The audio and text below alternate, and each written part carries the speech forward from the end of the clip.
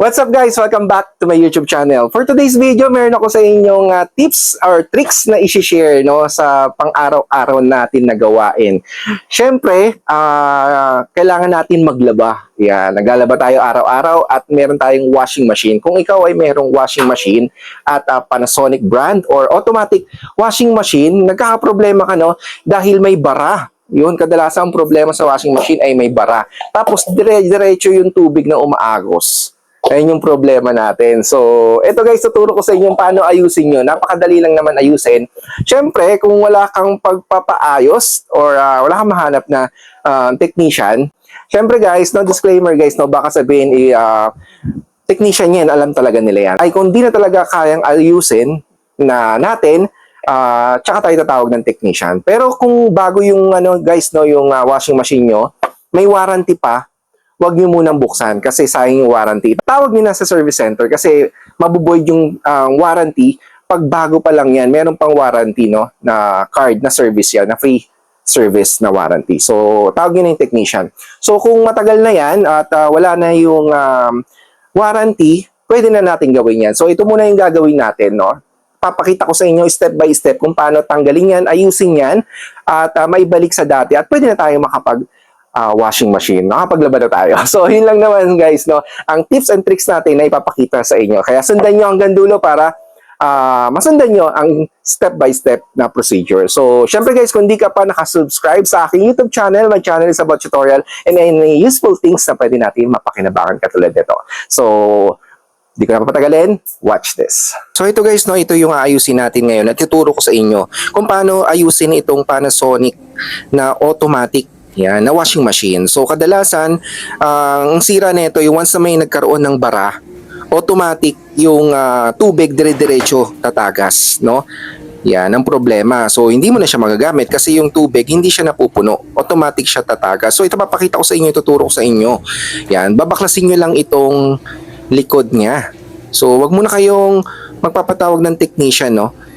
Kung kaya niyo naman munang i-DIY, ayan, baklasin ito at ituturo ko nga sa inyo na kung paano at napakadali lang naman na ayusin. So, syempre, kung nagtitipid ka, wala kang pambayad sa pagpapaayos sa technician, try nyo muna ito, no, bago nyo gawin iyon. So, kung di talaga maayos or wala nakabara, tsaka nyo na magpatawag ng technician. So, buksan lang natin ito yung nasa likod na takip.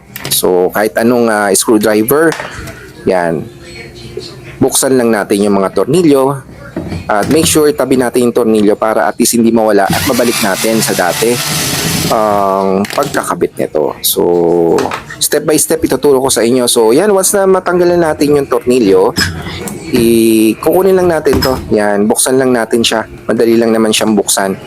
Then, dito, as you can see, papakita ko sa inyo kung saan yung nagkakaproblema. Yan, so flashlight ko muna siya guys. So medyo madilim. So ayan, kadalasan dyan nagkakaproblema dyan sa may banda na yan. Bandang party na yan.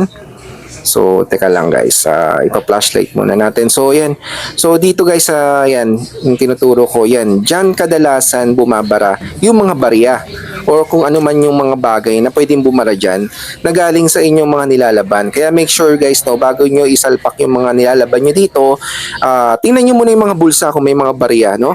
At may mga kayamanan para hindi bumara. So, yun guys. So, yan. Paano natin tatanggalin yung mga nakabara dyan? So, check natin yan. So, yan, tagilid na natin. So, tinagilid ko na siya. So, as you can see, ayan siya. Yan. So, bubuksan natin yan. Ito, ipapakita ko sa inyo kung ano yung tatanggalin. So, ito guys, yung green na yan na part. Yan, i-slide lang natin siya. I-slide lang siya, parang nakatiyan eh. I-slide lang siya, tapos, pwede nyo siyang tanggalin. So, once naka-slide, ayan, slide na siya, pwede nyo na siyang tanggalin. Yan, click nyo lang siya or baliktarin para matanggal yung pagkakabit. Parang siyang nakaklamp, guys.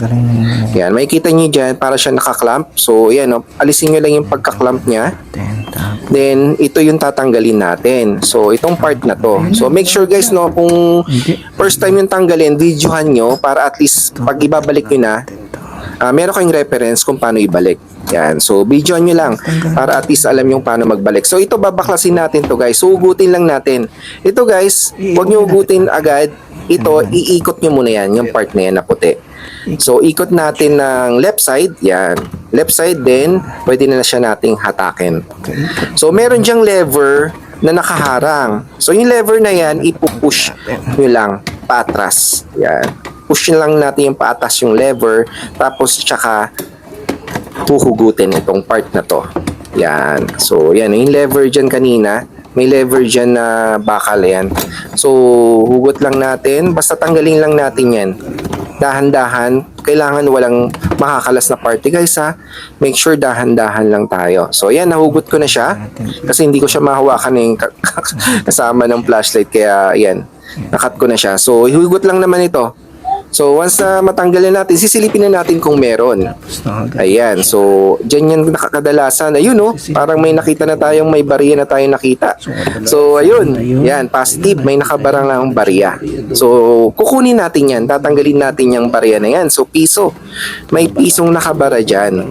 So, ayan yung nag-trigger para dumire-diretso yung tubig. Kasi automatic yan. Meron dyan parang sensor na once na may nakabara, didire-diretso niya yung tubig na drain. Kaso, hindi siya makalabas yung piso.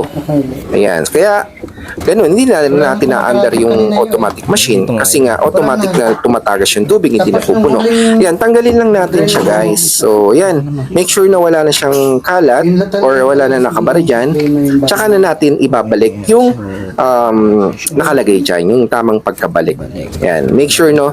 Kaya kasi sabi ko, videohan nyo para at least pag ibabalikan natin alam nyo ayun yung lever na kailangan natin i-push.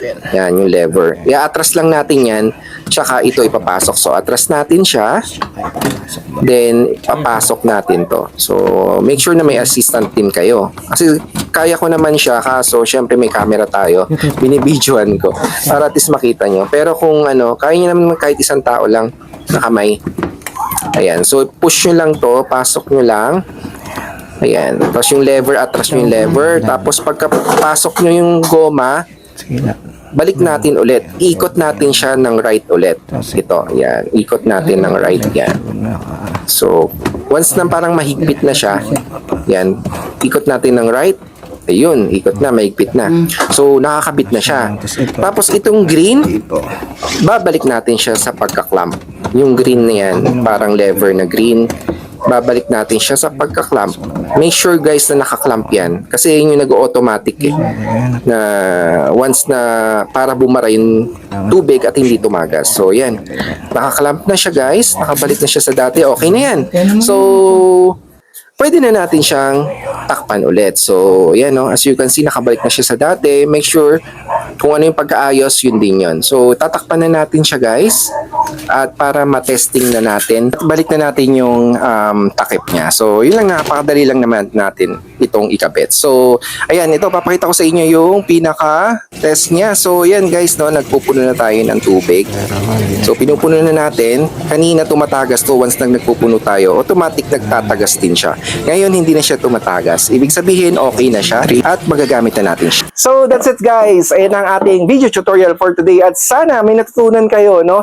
At pwede nyong gamitin sa pang-araw-araw na gawain kung, ayan, sira ang iyong washing machine. Yan. So, gawin na natin yan para at least makatipid tayo at malaman natin kung ano ba yung sira at matuto rin tayo sa pang-araw-araw na in case of emergency. Ayan. So, hanggang dito na lang. So, kung nagustuhan mo, give thumbs like, share mo na sa family and friends na meron ganitong channel na nagbibigay tutorial na pang araw-araw natin. So, maraming salamat. Have a nice day. God loves you. Mabuhay. Bye-bye.